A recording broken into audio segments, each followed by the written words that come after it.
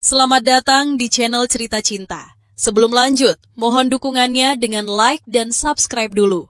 Membalas sebuah penghinaan. Bab 63. Saat ini Ikram dan Sinta sedang berada di dapur yang ada di markas. Ikram dengan mahir sedang meracik minyak bawang yang diminta oleh Bang Jack. Tak lupa juga dia menambahkan minyak kayu putih di dalam racikan agar lebih wangi dan hangat bila digunakan. Sinta menatap heran ke arah suaminya tersebut. Apa bisa minyak seperti itu menghentikan mual untuk Ayu? Pikir Sinta bertanya-tanya. Mas, jika boleh tahu kamu mendapatkan racikan seperti ini dari dokter mana, Mas? Tanya Sinta penasaran. Bukan dari dokter, tapi ini adalah obat turun-temurun di kalangan rakyat seperti kami, Sinta. Dulu saat Mas sakit dan tidak punya uang, kami selalu memakai minyak ini untuk menghilangkan angin dan juga rasa mual. Oh, memangnya gimana cara pakainya, Mas? Gampang, tinggal dioleskan ke perut untuk menghilangkan gembung. Dan juga oles di bagian punggung. Setelah itu langsung dipijit sedikit agar angin dan rasa pegal di tubuh bisa berkurang. Jawab Ikram menjelaskan. Oh, seperti gantinya minyak pijat ya, Mas? Ya, bisa juga dibilang seperti itu. Ayo, kita ke atas. Mas sudah siap meraciknya. Tunggu, Mas. Kenapa, sayang? Aku juga ingin memakai minyak bawang nanti saat tiba di rumah. Kamu gak keberatan kan, Mas, kalau aku juga memintanya? Oh, tentu saja tidak. Ayo kita ke atas. Setelah itu kita pulang dan melakukan apa yang kamu inginkan. Jawab Ikram tersenyum penuh arti. Iya, terima kasih Mas Ikram. Ucap Sinta tersenyum senang. Setelah itu mereka langsung berjalan menuju ke lantai atas kembali. Sesampainya di kamar Bang Jack, Ikram langsung memberikan minyak bawang yang Bang Jack minta. Setelah itu Ikram dan Sinta langsung berpamitan untuk pulang. Terima kasih Ikram, aku doakan semoga kau akan menyusulku segera. Ucap Bang Jack. Sama-sama Bang, terima kasih juga untuk doanya. Jika begitu aku dan Sinta pamit pulang sekarang. Tak lama kemudian Sinta langsung berjalan mendatangi Ayu yang berbaring di atas ranjang. Ayu, sekali lagi selamat ya atas kehamilan kamu ini. Iya, terima kasih ya Nona Sinta. Aku doakan semoga kamu akan cepat menyusulku. Amin. Oh iya, kamu jaga kesehatan ya Yu. Jangan lupa sering periksa ke dokter setiap bulannya. Aku doakan anak kamu akan sehat sampai akhirnya keluar ke dunia nanti. Doa Sinta sambil mengelus perut Ayu yang masih rata. Amin. Makasih untuk doanya ya Nona Sinta. Semoga saja aku bisa melewati masa-masa morning sickness ini ya. Jujur, ternyata rasanya terasa sangat berat. Iya, kamu harus sabar ya. Aku yakin pas itu tidak akan lama. Aku juga tidak tahu apakah aku akan sama sepertimu juga apa tidak jika hamil nanti. Tapi aku berharap semoga saja aku tidak mengalami morning sickness yang parah. Jawab Sinta sambil membayangkannya. Iya, kamu kan wanita yang kuat, Nona. Aku yakin pasti kamu akan kuat juga nanti saat hamil. Jawab Ayu tersenyum. Setelah berbincang-bincang sebentar, akhirnya mereka mulai pamit untuk segera pulang ke rumah. Sedangkan di tempat lain, tepatnya di kantor seseorang yang memiliki usaha di bidang yang sama seperti perusahaan yang Ikram miliki, terlihat seorang pria muda yang sedang merembat kasar semua berkas yang ada di atas meja kerjanya. Sungguh saat ini pria tersebut sedang merasa sangat marah dan dendam. Bagaimana bisa selama beberapa bulan ini perusahaan dia mengalami penurunan drastis dari para klien dan juga proyek yang akan memakai jasa miliknya. Karena sejak Ikram terlihat di televisi waktu itu, semua investor dan pengusaha yang akan membuat bangunan dan juga proyek, mereka mulai berlomba-lomba untuk mendapatkan kerjasama dari hasil desain yang Ikram miliki. Sedangkan para pengusaha yang lain yang memiliki usaha sama seperti Ikram, mereka mulai mengajukan kerjasama dengan perusahaan Ikram agar bisa mendapatkan tender dan proyek besar dari perusahaan milik Ikram. Dan dengan senang hati Ikram menerima kerjasama mereka.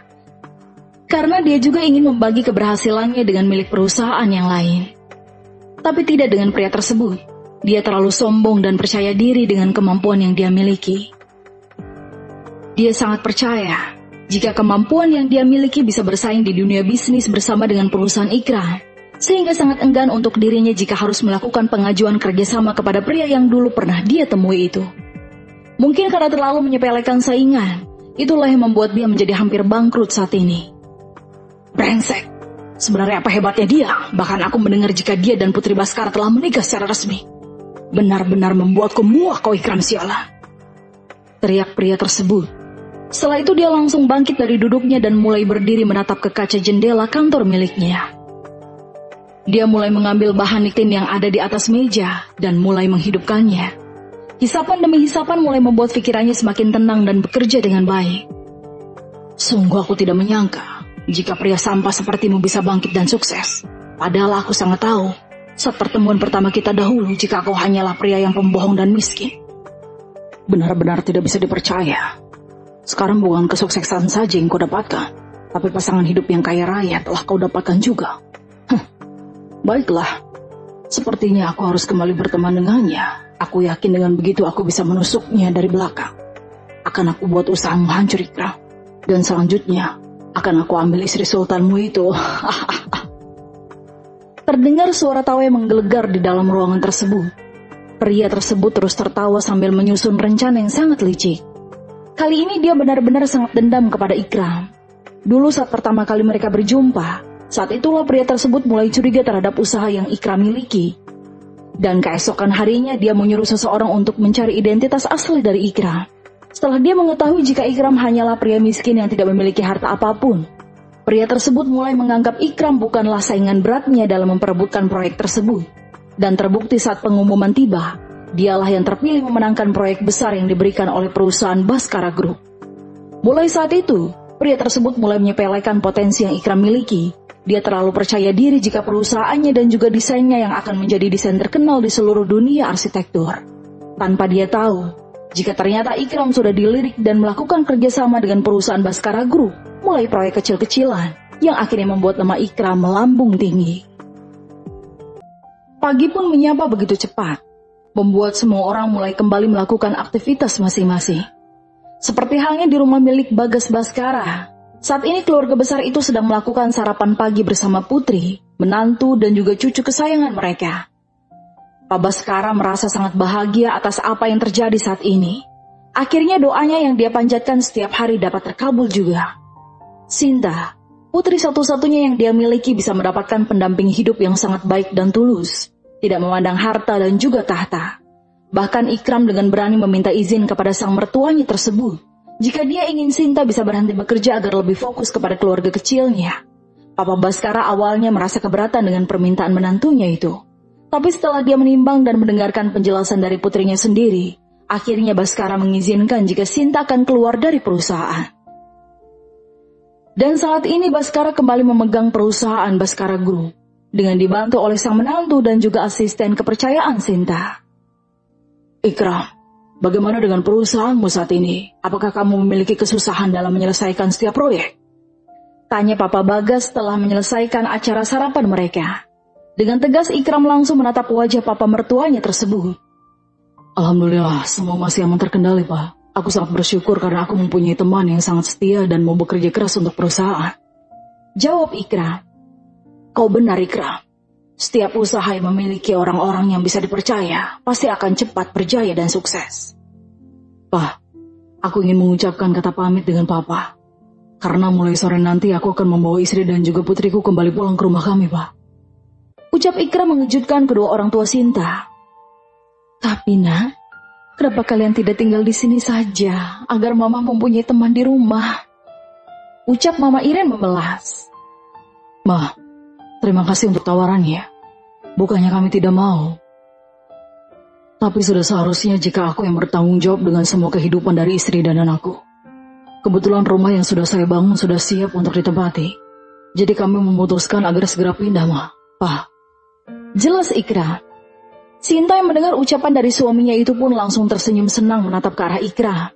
Sinta tidak pernah menyangka jika ternyata tanpa dia tahu suaminya itu sudah mempersiapkan tempat tinggal untuk mereka pribadi. Setelah selesai melakukan sarapan pagi, akhirnya Ikram dan yang lainnya mulai bangkit untuk melaksanakan kegiatan masing-masing.